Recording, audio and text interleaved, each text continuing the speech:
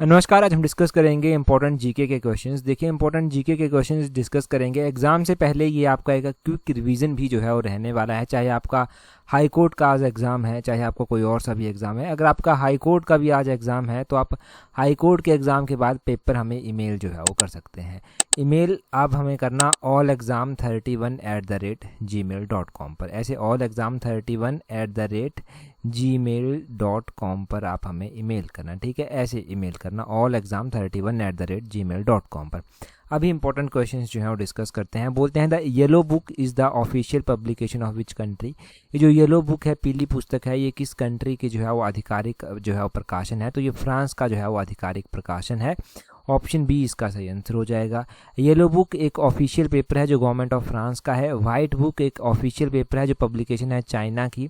वैसे ही जो है वो जर्मनी और पोलैंड की भी है। वाइट पेपर भी एक होता है जो कि ऑफिशियल पेपर है गवर्नमेंट ऑफ ब्रिटेन का एंड इंडिया का on a particular issue. On a particular issue जो है वो इंडिया भी वाइट पेपर जो है वो इशू करती है।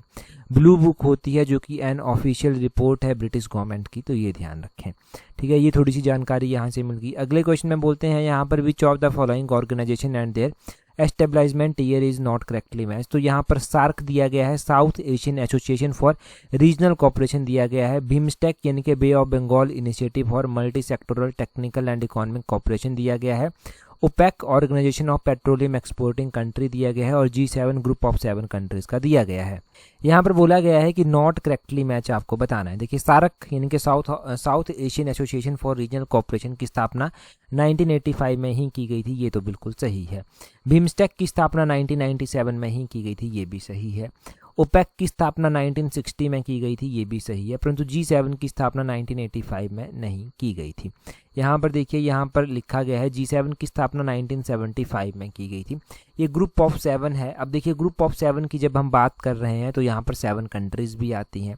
ये जो 7 कंट्रीज आती हैं, इसमें कौन कौन सी जो है वो कंट्रीज आती हैं? इसमें एक ट्रिक है, JUICE, जूस विद गर्लफ्रेंड कर। जापान हो गया, USA हो गया, USA के अलावा जो है वो I से इटली जो है वो बनता है, C से जो है वो कनाडा बन जाता है, E से जो है वो इंग्लैंड यानी कि यूनाइटेड किंगडम जो है वो बन जाता है, G से जर्मनी, F से फ्रांस। ये 7 कंट्रीज इसमें जो है वो आती हैं ग्रुप ऑफ 7 में। आगे बोलते हैं who among the following discovered the North Pole. तो नॉर्थ पोल की डिस्कवरी जो है वो किसने की थी? अगर हम नॉर्थ और साउथ पोल की डिस्कवरी की बात करते हैं कि इनकी डिस्कवरी जो है वो किसके द्वारा की गई थी, तो देखिए, नॉर्थ पोल की डिस्कवरी का आपने ध्यान रखना है कि नॉर्थ पोल की जो डिस्कवरी थी वो रॉबर्ट पियरे के द्वारा जो है वो की गई थी। ऑप्शन इसका ए जो है वो सही आंसर हो जाएगा। वैसे ही साउथ पोल भी जो है वो आता है। साउथ पोल जो है वो किसके द्वारा जो है वो डिस्कवर किया गया था? देखिए, अगर हम साउथ पोल की डिस्कवरी की बात करते हैं तो ये जो है वो डिस्कवर किया गया था रोआल्ड एमुंडसन के द्वारा। इनका नाम आपने ध्यान रखना है। एमंडसन के द्वारा जो है इसके जो है डिस्कवरी जो है वो की गई थी। तो दक्षिणी ध्रुव का भी पता होना चाहिए, उत्तरी ध्रुव का भी पता होना चाहिए कि इनकी डिस्कवरी किसने की। अमुंडसेन का नाम आपने ध्यान रखना है। आगे क्वेश्चन में बोलते हैं which of the following country and there currency. Match करनी है। ईरान यहाँ पर दिया गया है, कंबोडिया दिया गया है, बेलारूस दिया गया है, डेनमार्क यहाँ पर दिया गया है। अब हर एक कंट्री की करेंसी आपको पता होनी चाहिए। सबसे पहले देखिए, ईरान यहाँ पर दिया गया है, तो ईरान की जो करेंसी है ना, यहाँ पर मैं ए ऑप्शन लिखता हूँ। ईरान की जो करेंसी है ना वो रियाल है, इनके दूसरा ऑप्शन इसका सही आंसर हो जाएगा। बी है कंबोडिया। कंबोडिया की अगर हम बात करते हैं तो कंबोडिया की रियल कर जो है वो करेंसी आती है, इसका पहला सही आंसर हो जाएगा। सी दिया गया है बेलारूस। बेलारूस की अगर हम बात करते हैं तो सी का रूबल इसका सही आंसर हो जाएगा। डी डेनमार्क दिया गया है, तो डेनमार्क का जो है वो क्रोन सही आंसर हो जाएगा चौथा। दूसरा, पहला, तीसरा, चौथा जहां पर भी होगा उसको सही कर देंगे। ऑप्शन बी इसका सही आंसर हो जाएगा। दूसरा, पहला, तीसरा, चौथा, ये इसका सही आंसर है। अगले क्वेश्चन में यहाँ पर वही लिखा गया है जो मैंने आपको बताया कि किस कंट्री की करेंसी जो है वो है क्या, आखिर वो पता होना चाहिए आपको। आगे बोलते हैं which of the following is not correctly match. किन में से कौन सा करेक्टली मैच नहीं किया गया है? वर्ल्ड लिवर डे कब मनाया जाता है? इंडियन नेवी डे कब मनाया जाता है? आर्म्ड फोर्सेस फ्लैग डे कब मनाया जाता है? इंटरनेशनल वुमेन्स डे कब मनाया जाता है? अब देखिए, बहुत सारे एस्पिरेंट्स का आज पेपर भी होगा, पेपर से पहले क्विक रिवीजन भी आप इसको कर रहे हैं। मॉर्निंग में क्विक रिवीजन किया जा रहा है। तो वर्ल्ड लिवर डे 19 अप्रैल को ही मनाया जाता है। यहाँ पर जो है वो इंडियन नेवी डे है, ये 4 दिसंबर को ही मनाया जाता है। आर्म्ड फोर्सेस फ्लैग डे की बात करते हैं तो क्या ये 15 जनवरी को मनाया जाता है? नहीं, ये 15 जनवरी को जो है वो नहीं मनाया जाता। ये जो है वो कब जो है वो मनाया जाता है? अगर हम आर्म्ड फोर्सेस फ्लैग डे की बात करते हैं तो ये 7 दिसंबर को जो है वो मनाया जाता है। 7 दिसंबर को ये मनाया जाता है, नॉट 15 फेब। और आगे बोलते हैं इंटरनेशनल वुमेंस डे, ये तो 8 मार्च को ही मनाया जाता है। तो इसका ऑप्शन सी सही आंसर हो जाएगा। ये नॉट करेक्टली मैच जो है वो किया गया है। Indian armed forces flag day जो है वो हर साल 7 दिसंबर को जो है वो मनाते हैं। अगर हम बात करते हैं कि आर्मी डे जो है वो कब मनाया जाता है इंडिया में, इंडियन आर्मी डे जो है वो कब मनाया जाता है, तो वो मनाया जाता है 15 जनवरी को। वो कब मनाया जाता है? वो 15 जनवरी को जो है वो आर्मी डे जो है वो इंडिया में हम मनाते हैं। ठीक है, अगला क्वेश्चन देखिए, बोलते हैं यहाँ पर which of the following statement is correct. बोलते हैं गांधी पीस प्राइज एस्टेब्लाइज इन 2 अक्टूबर 1994। ये तो पेपर 1 के लिए भी इंपॉर्टेंट है, जिनका कभी पेपर 1 होगा, क्योंकि Gandhi peace prize public service commission के क्वेश्चन इसके ऊपर बनते हैं। आगे बोलते हैं द्रोणाचार्य अवार्ड 1961 में इंस्टीट्यूट किया गया था। अगर हम गांधी पीस प्राइज की बात करते हैं तो देखिए यहाँ पर पता होना चाहिए कि गांधी पीस प्राइज जो है वो सबसे पहली बार 2 अक्टूबर 1994 को ही दिया गया था। एस्टेब्लाइज ये 2 अक्टूबर 1994 को ही किया गया था। द्रोणाचार्य अवार्ड की बात करते हैं तो ये 1961 में जो है वो इंस्टीट्यूट नहीं किया गया। इसका जो है वो ओनली 1 इज करेक्ट जो है वो हो जाएगा। द्रोणाचार्य अवार्ड की अगर हम बात करते हैं तो ये 1985 में जो है वो कॉन्स्टिट्यूट किया गया था। आगे बोलते हैं उजाला योजना was launched in which year. तो उजाला योजना बोलते हैं कि कब ये जो है वो लॉन्च की गई थी। अगर हम बात करते हैं उजाला योजना की कि कब ये जो है वो लॉन्च की गई थी, तो उजाला योजना आपने ध्यान रखना है कि ये 2015 में जो है वो लॉन्च की गई थी। ऑप्शन बी इसका सही आंसर है। उजाला योजना का आपको ये भी पता होना चाहिए कि जो उजाला योजना है, उजाला का पूरा नाम आता है Unnat Jyoti by affordable LED for all. तो ये उजाला योजना जो है वो ऊर्जा से संबंधित थी। इसका प्रमुख उद्देश्य जो है वो पारंपरिक बल्बों की जगह जो है वो जो LED बल्ब होते थे सस्ते वाले उस टाइम, तो उनको जो है वो लाना था। अब बोलते हैं कि तो उजाला योजना है, बच्चों को कंफ्यूजन उज्ज्वला योजना के साथ हो जाता है। उज्ज्वला योजना 2016 में लॉन्च की गई थी और उसमें महिलाओं को मुफ्त LPG गैस कनेक्शन प्रदान किए गए। वो उज्ज्वला योजना थी। तो उजाला और उज्ज्वला में कंफ्यूजन नहीं होना चाहिए। यहाँ पर तो रैंडम पूछा गया है कि ग्लोबल पीस इंडेक्स 2024 में भारत का क्या रैंक है। अगर हम ग्लोबल पीस इंडेक्स की बात करते हैं तो 2024 की बात हम कर लेते हैं। यहाँ पर 116वां रैंक भारत का था। परंतु अगर हम अभी की बात करते हैं कि अभी भारत का जो है वो क्या रैंक है 2026 में, 2026 में भारत का रैंक स्लिप करते हुए 127 तक पहुंच गया है। आउट ऑफ 163 कंट्रीज हमारा रैंक 127 है। तो सोचिए हम कितना पीछे जो है वो इस ग्लोबल पीस इंडेक्स में अब चले गए हैं। यहाँ पर लिखा गया है जो वो हम नहीं पढ़ेंगे क्योंकि वो 2024 की एक्सप्लेनेशन है। आगे बोलते हैं which of the following pairs of vitamin and disease caused by their deficiency is are correctly match. Vitamin A दिया गया है, विटामिन डी दिया गया है, विटामिन B1 है, विटामिन B9 है। अगर हम विटामिन ए की बात करते हैं कि इसकी डेफिशिएंसी से कौन सा रोग होता है, देखिए विटामिन ए की डेफिशिएंसी से नाइट ब्लाइंडनेस होती है, लॉस ऑफ विजन जो है वो विटामिन ए की कमी से होता है। ये पहला तो सही है। विटामिन डी की अगर हम बात करें तो इससे जो है वो एक तो रिकेट्स डिजीज जो है वो होती है, दूसरा ऑस्टियोमेलेसिया भी जो है वो इसी से जो है वो होता है। तो ये भी सही है। विटामिन B1 से बेरी जो है वो होता है, ये भी सही है। विटामिन B9 से जो है वो मैगलोब्लास्टिक एनीमिया होता है, ये भी सही है। तो ये चारों ही सही है। मतलब यहाँ पर ऑल ऑफ दीज जहाँ पर भी होगा, ऑप्शन डी में ऑल ऑफ दीज है, ये सारे ही सही दिए गए हैं। ये विटामिन इनकी डेफिशिएंसी से जो रोग होते हैं, जैसे कि विटामिन ए की डेफिशिएंसी से नाइट ब्लाइंडनेस, B1 से बेरी, B2 से जो है वो एरिबोफ्लेविनोसिस जो है वो होता है, विटामिन B3 से जो है वो पेलाग्रा होता है, विटामिन B5 से पेरिथेसिया होता है, विटामिन B6 से एनीमिया, B7 से जो है वो डर्मेटिसिस जो एंटेरिटिस है वो होती है, विटामिन B9 और B12 से भी एनीमिया होता है, परंतु एनीमिया के अलग अलग टाइप हैं। तो इसमें मैगलोब्लास्टिक एनीमिया होता है, विटामिन सी से स्कर्बी होती है, गम्स स्वेलिंग, इनके गम्स सूज जाते हैं, गम्स स्वेलिंग इससे जो है वो होती है। विटामिन डी से रिकेट्स होता है और बड़ों में जो है वो ऑस्टियोमेलेसिया होता है। विटामिन ई से रिड्यूस्ड फर्टिलिटी हो जाती है, फर्टिलिटी कम होती है। विटामिन के से जो है वो इम्पेयर्ड ब्लड क्लॉटिंग जो है वो होती है। तो ये सब आपने ध्यान रखना है।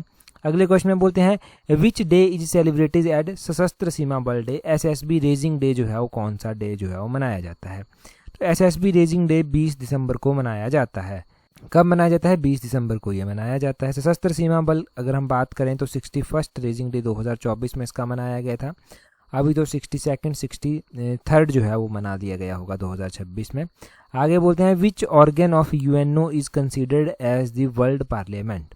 तो यूएनओ की बोलते हैं which organ of the UNO, UNO का कौन सा ऑर्गन जो है वो यूएनओ को किस अंग को जो है वो विश्व संसद माना गया है। तो अगर हम यूएनओ की बात करते हैं तो देखिए यूएनओ का ये जो जनरल असेंबली है इसको जो है वो संसद माना जाता है।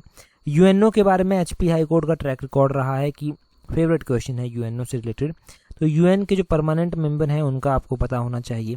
5 परमानेंट मेंबर हैं जिसमें P5 जिनको बोलते हैं, जिसमें जो है वो United state, United kingdom, Russia, China, France, ये 5 मेंबर जो हैं वो इसमें जो है वो आते हैं। ये इसके 5 मेंबर हो गए यूएन के।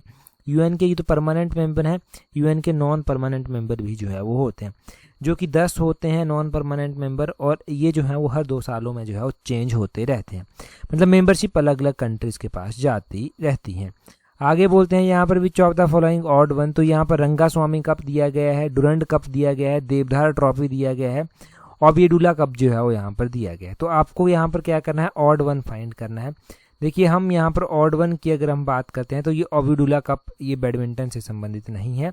बाकी रंगास्वामी कप की अगर हम बात करते हैं तो ये हॉकी से संबंधित है, और अगर हम डुरंड कप की बात करते हैं ये फुटबॉल से संबंधित है। देवधार ट्रॉफी की बात करते हैं ये क्रिकेट से संबंधित है। ये सही है।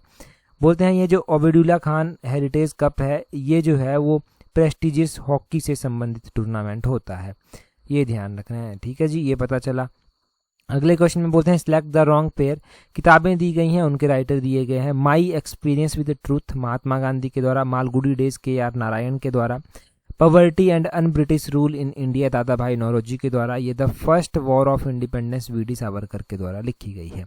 अगर हम यहाँ पर किताबों की और उनके राइटर्स की बात कर रहे हैं, रॉन्ग पेयर फाइंड आउट करना है।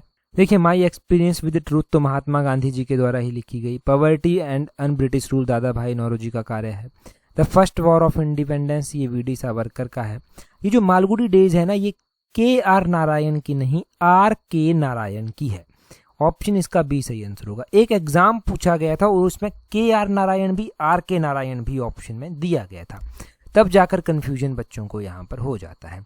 नेक्स्ट वन को यहाँ पर देखो लिखा भी गया है, ये Malgudi days collection of 32 short stories written by the, ये इनके द्वारा लिखी गई हैं RK नारायण के द्वारा, पब्लिश्ड इन 1943। आपको पता है बचपन में आपने ज़रूर देखा होगा ये शो। आजकल तो नए बच्चे हैं उनको पता भी नहीं होगा इसके बारे में।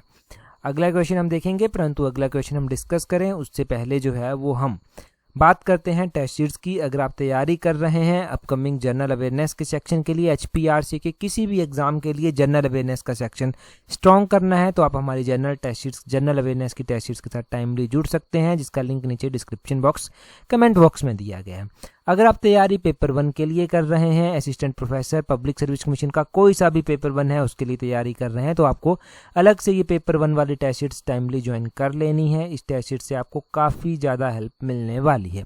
स्टार्टिंग से ज्वाइन करेंगे तो बहुत सारी चीज़ें आपको जो है वो स्ट्रॉन्ग करने को मिलेंगी। अगर नेगेटिव मार्किंग से निपटने का आपको जो है वो समझ आ जाएगी, कॉन्सेप्ट क्लियर थोड़े से हो जाएंगे जो नहीं होंगे, तो आप टाइमली जुड़ सकते हैं। नीचे डिस्क्रिप्शन बॉक्स कमेंट बॉक्स में इनके लिंक जो है वो दिए गए हैं। आगे बोलते हैं मई 3 इज ऑब्जर्व्ड एट, तो मई 3 को वर्ल्ड प्रेस फ्रीडम डे जो है वो मनाया जाता है। ये तो सही हो गया। हमारे पास World Standard Day, World Red Cross Day, Commonwealth Day दिया गया। ये कब कब मनाए जाते हैं? देखिए वर्ल्ड स्टैंडर्ड डे जो है वो अक्टूबर महीने में 14 तारीख को जो है वो मनाया जाता है। वर्ल्ड रेड क्रॉस डे जो है वो मई महीने में 8 तारीख को जो है वो मनाया जाता है। कॉमनवेल्थ डे जो है वो हर साल जो है वो मई महीने में 24 मई को मनाया जाता है। अभी 24 मई को जब मनाया गया था तब भी हमने इसकी डिस्कस की थी। कॉमनवेल्थ गेम्स कौन सी कंट्री 2026 में होस्ट करेगी, ये आप कमेंट कर जो है वो अभी बताएंगे। नहीं भी आता तो नेट पर सर्च कीजिए, परंतु कमेंट जरूर कीजिए। ये क्वेश्चन मोस्ट एक्सपेक्टेड क्वेश्चन है अभी के सिनेरियो में। आगे बोलते हैं total number of muscles present in our body is, तो हमारी बॉडी में लगभग 656 के करीब मसल्स होती हैं। ऑप्शन बी इसका सही आंसर है। आगे बोलते हैं which of the following gases is essential for the photosynthesis, तो फोटोसिंथेसिस के लिए कार्बन डाइऑक्साइड का फॉर्मूला CO2 होता है। कई बार देखो बच्चों को नहीं पता चलता, CO कर देते हैं या तो फिर कार्बन डाइऑक्साइड के बारे में नहीं पता, तो CO2 इसका फॉर्मूला है। ऑप्शन बी इसका सही आंसर है। ठीक है, कई बार फॉर्मूले ही एग्जाम में दिए जाते हैं। आगे बोलते हैं what is percentage of Indian population in population of the world according to the Indian census report 2011। तो भारत की जो 2011 की जनगणना हुई थी उसके अनुसार विश्व की आबादी में भारतीय आबादी का प्रतिशत कितना है, तो वो 17.5% जो है वो भारत का कंट्रीब्यूशन इसमें आता है। आगे बोलते हैं यहाँ पर मोगादिशु इज कैपिटल ऑफ, तो मोगादिशु किस कंट्री की कैपिटल है, ये सोमालिया की कैपिटल है, सोमालिया, इसका ऑप्शन भी जो है वो सही आंसर हो जाएगा। आगे बोलते हैं who has been crown the Femina Miss India 2024, ये 2024 का है, उस टाइम निकिता पोरवाल थी, परंतु अभी की हम बात करेंगे। अभी देखिए फेमिना मिस इंडिया वर्ल्ड 2026 जो है वो मिल चुका है। फेमिना मिस इंडिया वर्ल्ड 2026 जो है वो किसको मिला है, वो साध्वी सेल को जो है वो मिला है।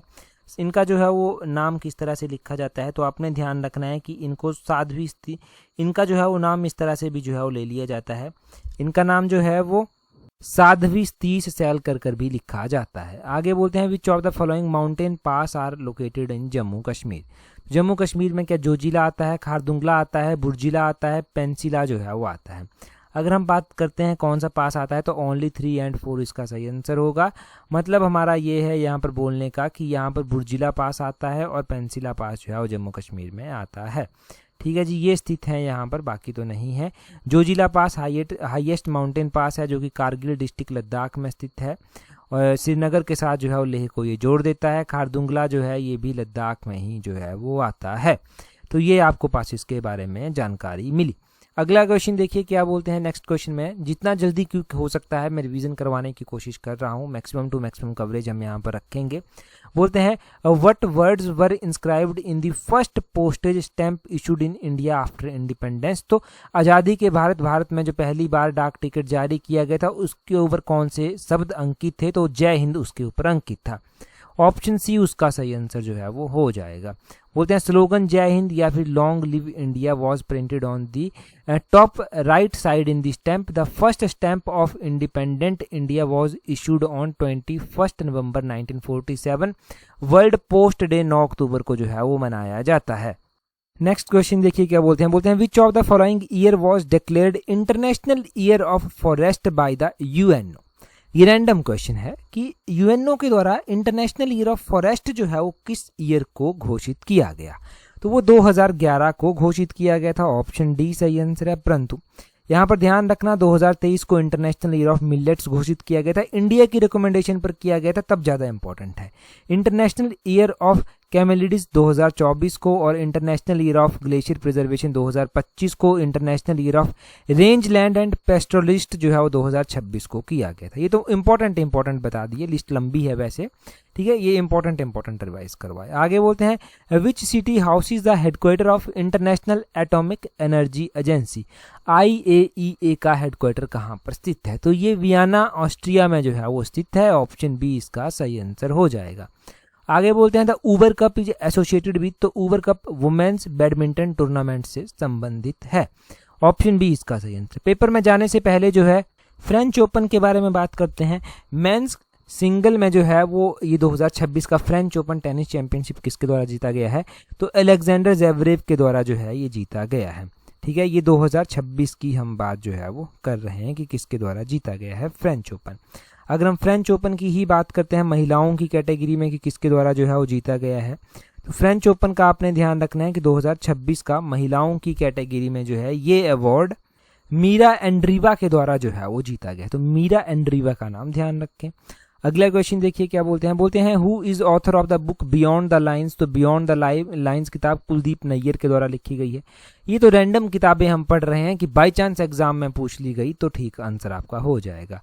बोलते हैं which of the following state has zero scheduled tribe population as per census 2011, तो ये पंजाब की है। अभी तो 2026 वाला सेंसस भी स्टार्ट हो चुका है। आगे बोलते हैं first test tube baby in the world was name, तो वर्ल्ड की दुनिया की पहली जो टेस्ट ट्यूब बेबी थी उसका क्या नाम था, लुइस ब्राउन कर उसका नाम था। ऑप्शन बी इसका सही आंसर होगा।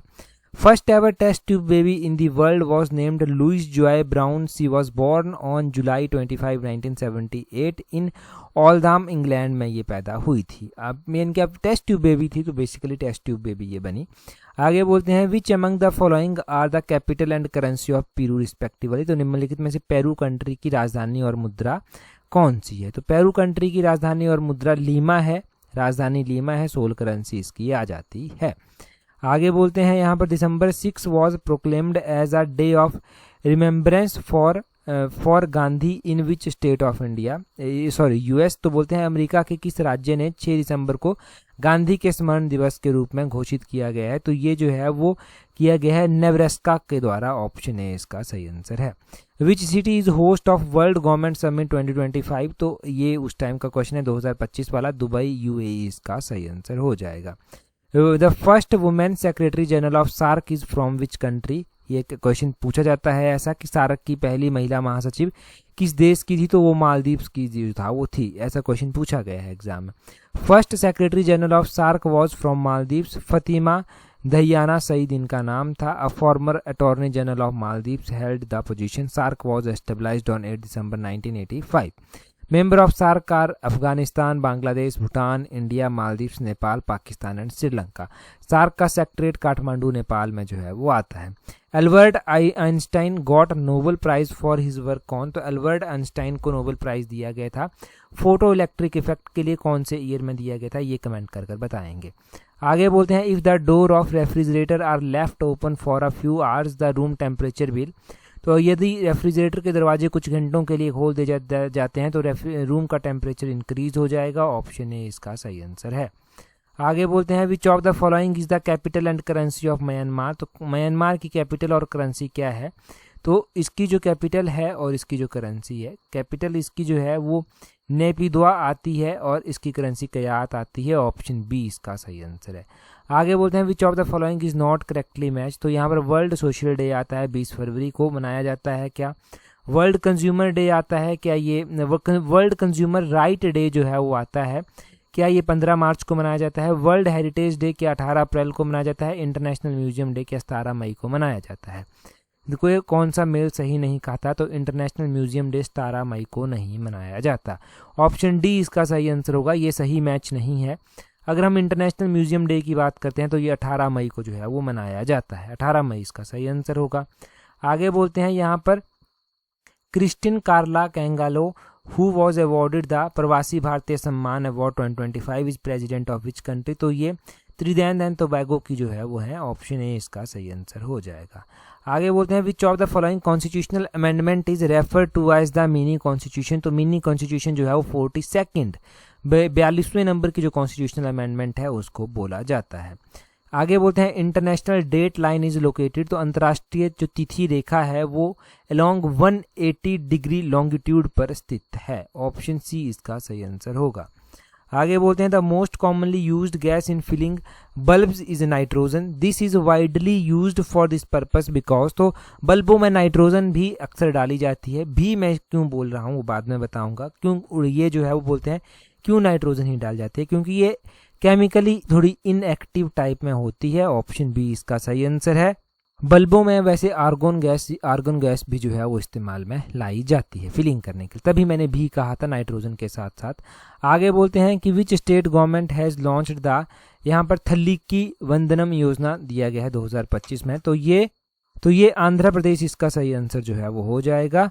तो इस योजना का पता चल गया. आगे बोलते हैं which of the following countries have multiple Capitals. तो कौन सी कंट्री है जिनके मल्टीपल कैपिटल्स हैं, एक से ज़्यादा हैं. एक तो साउथ अफ्रीका है, दूसरी मलेशिया है जिनके मल्टीपल कैपिटल्स आते हैं. ठीक है. अच्छा अगर हम बात यहाँ पर साउथ अफ्रीका की करते हैं तो साउथ अफ्रीका की कैपिटल्स में जो है वो प्रिटोरिया आता है, इसकी एडमिनिस्ट्रेटिव कैपिटल है. केप टाउन इसकी लेजिस्लेटिव कैपिटल है. और ब्लोमेम्फ्रोटिन ये इसकी जुडिशियल कैपिटल है. प्रोनाउंसिएशन थोड़ा देख लेना अपने हिसाब से. मलेशिया की कोलालमपुर है एडमिनिस्ट्रेटिव कैपिटल. और एक पुटराजा है, इसकी कैपिटल एडमिनिस्ट्रेटिव और जुडिशियल हब इसका है. अगले क्वेश्चन में बोलते हैं identify the location of the University of Peace established by UNO by a treaty in 1980. तो बोलते हैं 1980 में एक संधि के द्वारा यूएनओ द्वारा स्थापित शांति विश्वविद्यालय के जो है वो स्थान की पहचान कीजिए. तो कोस्टा रिका में ये बनाया गया था. ऑप्शन ए इसका सही आंसर है. वियना कन्वेंशन की बात की गई है 1985 इज एसोसिएटेड विद। तो ये वियना कन्वेंशन जो है वो 1985 किससे जुड़ी हुई है, तो ये जुड़ी हुई है किससे, प्रोटेक्शन ऑफ ओजोन लेयर से। प्रोटेक्शन ऑफ ओजोन लेयर, इसका ऑप्शन बी सही आंसर है। आगे बोलते हैं who is author of India wins freedom. तो इंडिया विंस फ्रीडम के ऑथर जो है वो मौलाना अबुल कलाम आज़ाद हैं, ऑप्शन सी इसका सही आंसर है। Consider the following statement. तो बोलते हैं 2026 की कॉमनवेल्थ गेम्स किसके द्वारा होस्ट की जाएंगी, क्या ग्लासगो के द्वारा की जाएंगी। 2028 की समर ओलंपिक्स क्या होस्टेड लॉस एंजलिस के द्वारा जो है वो की जाएंगी।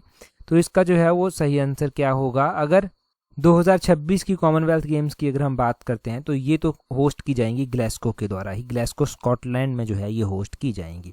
अगर हम 2028 की समर ओलंपिक्स के बारे में बात करते हैं कि ये किसके द्वारा होस्ट की जाएंगी, तो ये जो है वो लॉस एंजलिस में ही होस्ट की जाएंगी, यूनाइटेड स्टेट कैलिफोर्निया में। तो ये भी सही है। यहाँ पर पूछा गया था चूज द इनकरेक्ट ऑप्शन। तो none of these is incorrect because both of them are correct, और पता चल गया कौन कौन सी सही है, क्यों सही है। मैंने शायद पूछा भी था आपसे स्टार्टिंग में कि कमेंट कर बताइए कि कॉमनवेल्थ गेम्स अभी कौन होस्ट करेगा। जिन्होंने भी बताया था, सही बताया था, ये क्वेश्चन भी सॉल्व आपका साथ में हो गया।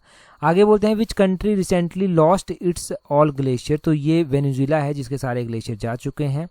आगे बोलते हैं who was the first governor general of Bengal. तो बंगाल के पहले गवर्नर जनरल वॉरेन हेस्टिंग थे। अच्छा, वाइसराय कौन थे बंगाल के पहले, वो आप जल्दी से कमेंट कर बताइए। आगे बोलते हैं यहाँ पर which of the following Indian language is recognised as an official language in Singapore. तो तमिल लैंग्वेज को जो है वो सिंगापुर में जो है वो ऑफिशियल लैंग्वेज की मान्यता जो है वो प्रदान है। आगे बोलते हैं कंसीडर द फॉलोइंग स्टेटमेंट। यहाँ पर वर्ल्ड हेल्थ डे, जो नेशनल मैरीटाइम डे है, वर्ल्ड एथलेटिक्स डे है, और यहाँ पर वर्ल्ड रेड क्रॉस डे है। इनको अरेंज करना है कि कौन सा दिन कब मनाया जाता है। हम सीधा जंप करेंगे कि कौन सा दिन कब मनाया जाता है।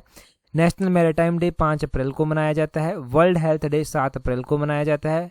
वर्ल्ड एथलेटिक्स डे 7 मई को मनाया जाता है, और वर्ल्ड रेड क्रॉस डे 8 मई को मनाया जाता है। तो इस तरह से ये इंपॉर्टेंट डे मनाए जाते हैं।